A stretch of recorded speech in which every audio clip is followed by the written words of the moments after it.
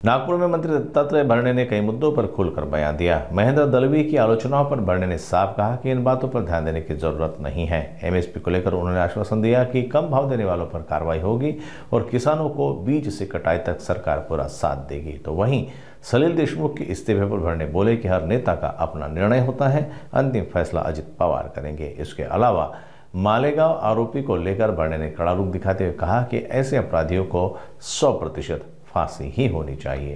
सलील देशमुख यांनी काल पक्षाचा राजीनामा दिला। चर्चा आहे की स्वगृही परत येण्याची तुम्ही घ्यायला तयार आहात का?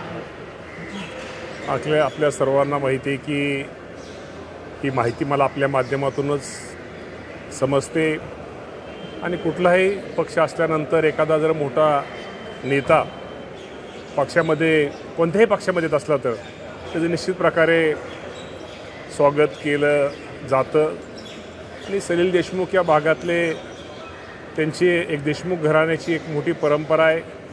तर निश्चित प्रकारे या बाबतीमध्ये जो काही निर्णय घ्यायचा तो आमच्या पक्षाचे अध्यक्ष अजितदादा पवार साहेब हे निश्चित प्रकारे योग्य तो निर्णय घेतील। पण सकारात्मक आहेत का? इतके मोठं मी तुम्हाला ते सांगतो की या बाबतीमध्ये आमचे नेते अजितदादा पवार साहेब हे निर्णय घेतील। या बाबतीमध्ये याविषयी मला आपल्या माध्यमातून आत्ताच ते समजते आणि एखादी माहिती आपल्याला नसतानाही त्या माहिती नसताना एखाद्या गोष्टीवर मत व्यक्त करणं हे थोडं मला चुकीचं वाटते, परंतु अजितदादा पवार साहेब निश्चित प्रकारे योग्य निर्णय घेतील। एमएसपी पेक्षा कमी भाव मिळतो का? कापूस सोयाबीनही मार्केटला आलेला आहे। मध्यंतरी असं निर्णय झाला होता की एमएसपी पेक्षा कमी दर दिला तर गुन्हे दाखल होईल। आता त्याबाबतचे काही निर्णय घेतले जाणार का? या बाबतीमध्ये आपल्या सगळ्यांना माहिती आहे की राज्य सरकार असं कुणी जर कोण चुकीच्या गोष्टी किंवा एमएसपी पेक्षा जर कमी भाव देत असेल तर निश्चित प्रकारे त्याच्यावरती योग्य ती कारवाई केली जाईल।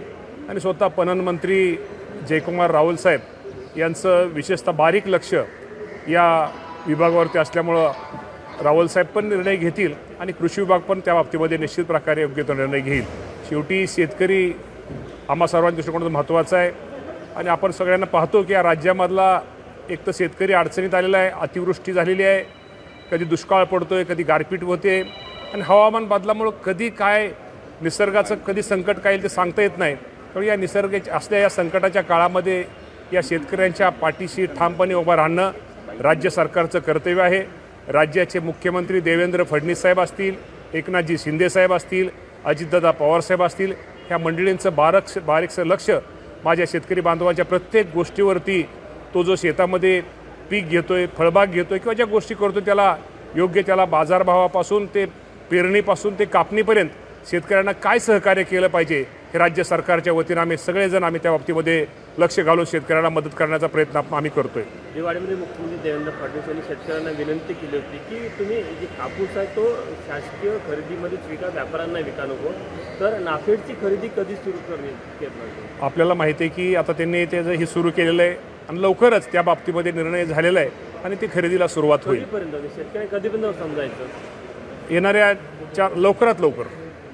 मालेगावमध्ये 3 वर्षाच्या दळवी यांनी सुनील तटकरेंवर टीका केलेली की आता बॅग भरली, प्रवास कमळाच्या दिशेने सुरू झाला।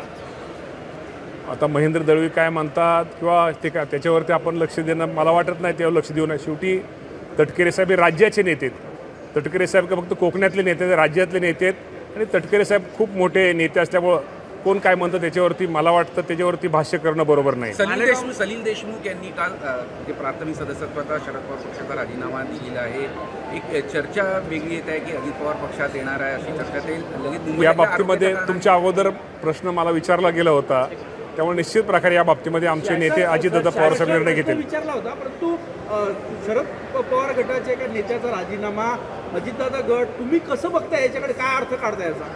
आता तुम्हाला माहिती आहे की प्रत्येकाला त्यांना राजकारण करताना प्रत्येकाला स्वातंत्र्य असतं, त्यामुळं कदाचित देशमुख साहेबांना काय अडचणी आल्या असतील किंवा त्यांना पुढच्या काही गोष्टी महत्त्वाच्या असतील, त्यामुळं कदाचित काय अडचणी आल्यामुळे त्यांनी तो राजीनामा दिलेला असावा। या बाबतीमध्ये मी आगाशी म्हटल्याप्रमाणे या बाबतीमध्ये अजितदादा पवार साहेब योग्य तो निर्णय घेतील। गेल्या वेळेस जेव्हा तुम्ही महायुतीसोबत गेले तेव्हा अशी चर्चा होती की अनिल देशमुखही तुमच्यासोबत येणार आहे. काय वाटतं तेव्हाचा जो निर्णय थांबला होता तो आता पुढच्या काळात होईल असं वाटतं की तुमच्यासोबत ती चर्चा झाली होती? अनिल देशमुख म्हणूनच तुम्हाला म्हटलं की या बाबतीमध्ये शेवटी हा निर्णय मला आपल्या माध्यमातून आता समजतोय.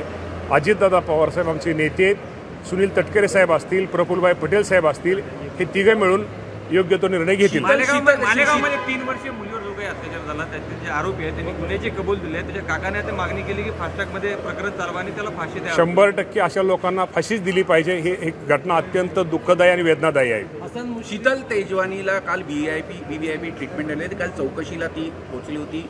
तिथे जी ट्रीटमेंट देण्यात आली संपूर्ण पुणे जमीन घोटाळा प्रकरणातली, तर या बाबतीमध्ये आपल्या सगळ्यांना माहिती आहे की शासनाने राज्याच्या मुख्यमंत्र्यांनी चौकशीचे आदेश दिलेले आहेत आणि योग्य ती चौकशी, आणि आमचे नेते अजितदादा पवारसाहेबांनी सुद्धा सांगितले की चौकशी ही झालीच पाहिजे.